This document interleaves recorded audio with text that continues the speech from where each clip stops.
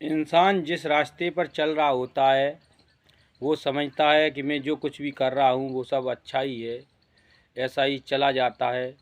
ऐसा ही हुआ, एक विधवा भाभी ने अपने देवर के साथ किया और वो अच्छा समझ कर ये सब कुछ करती रही, और जो आगे हुआ उसे सुन आपके तले ज़मीन खिसक जाएगी। जी हाँ दोस्तों, नमस्कार। मैं दीपू दीपराज आज आपके बीच जो घटना लेकर आए हैं ये उत्तर प्रदेश के अमेठी ज़िले के एक थाना क्षेत्र की है, जहाँ का रहने वाला अयान, जिसकी उम्र 17 साल थी, वो अपने बूढ़े माँ बाप के साथ गांव में ही पढ़ाई कर रहा होता है।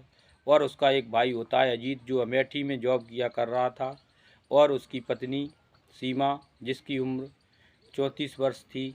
वो दोनों पति पत्नी अमेठी में रहकर अपनी जॉब कर रहे थे, जिससे परिवार सही से चल रहा होता है। उनकी शादी को तकरीबन 7-8 वर्ष हो गए थे, कोई भी बच्चा नहीं हुआ था। उन्होंने बहुत ही डॉक्टरी उपचार करवाया, कोई सफलता न मिलने के कारण वो दोनों बच्चे के लिए परेशान थे। लेकिन धीरे धीरे समय गुजर रहा होता है और एक दिन अजीत की तबीयत ख़राब हो जाती है, वो बीमार पड़ जाता है और धीरे धीरे बीमार पड़ता चला जाता है। फिर उसकी डेथ हो जाती है। सीमा अकेली रहकर वो अकेली पड़ जाती है और सीमा सोचने पर मजबूर पड़ती है कि अब मैं क्या करूं, और अजीत की डेथ हो चुकी थी। तो सीमा को फिर ध्यान आता है कि उसके क्यों न अपने गांव में जाया जाए, जहां उसके सास ससुर और एक देवर अयान है। तो सीमा उस दिन अपने गांव आती है और शाम को खाना पीना खाते हैं, सभी लोग साथ में बैठते हैं।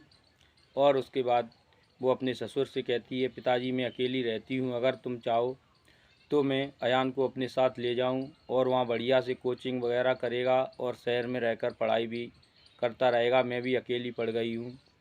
तो उसके ससुर कहते हैं, ठीक है, तुम्हारी जो इच्छा है तो अयान को आप ले जा सकती हो। और वो अयान को लेकर सुबह अमेठी शहर में आ जाती है और अयान का बढ़िया से एक स्कूल में एडमिशन करवा देती है और कोचिंग जाया करता है।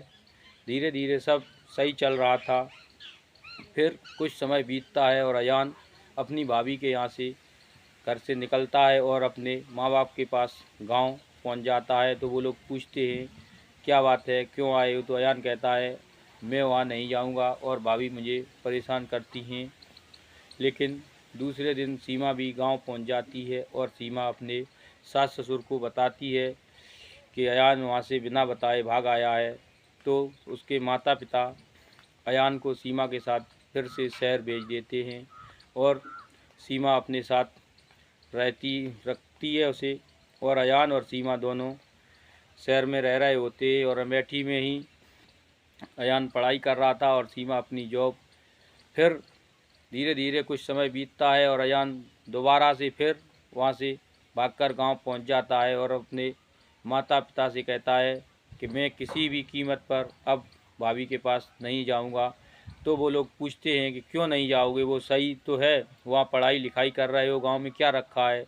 तो अयान कहता है, तुम्हें मालूम नहीं, भाभी हमारे साथ बहुत बहुत गलत व्यवहार करती है। जब वो ज़्यादा ही मजबूर करते हैं तो अयान कहता है कि भाभी हमारे साथ शारीरिक संबंध बनाती है जबरन, और मैं इसलिए नहीं जाऊंगा। फिर उसके माँ बाप समझ जाते हैं और जाकर वहीं थाने में एफआईआर करवाते हैं। पुलिस जब सीमा को पकड़ कर लाती है तो सीमा बताती है कि मैं कोई बच्चा नहीं था, मैं अयान के साथ शादी करना चाहती थी। तो मैंने सोचा कि क्यों ना शादी के बाद ही हम जब संबंध बनाएंगे तो पहले भी बना सकते हैं, जिसके कारण अयान की पहले रजाबंदी से संबंध हुए और सब कुछ सही चलता रहा। फिर अकस्मात से अयान को न जाने क्या दिमाग में आया और अयान उस चीज़ का विरोध करने लगा।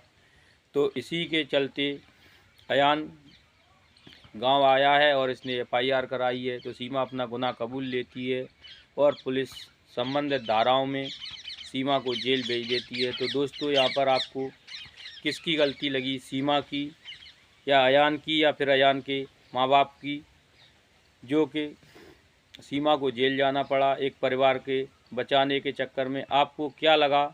आप हमारे वीडियो को अंत तक ज़रूर देखें और लाइक शेयर करें, चैनल को सब्सक्राइब करें। हम कल फिर मिलेंगे आपको एक और नई सच्ची घटना के साथ। जय हिंद दोस्तों, वंदे मातरम।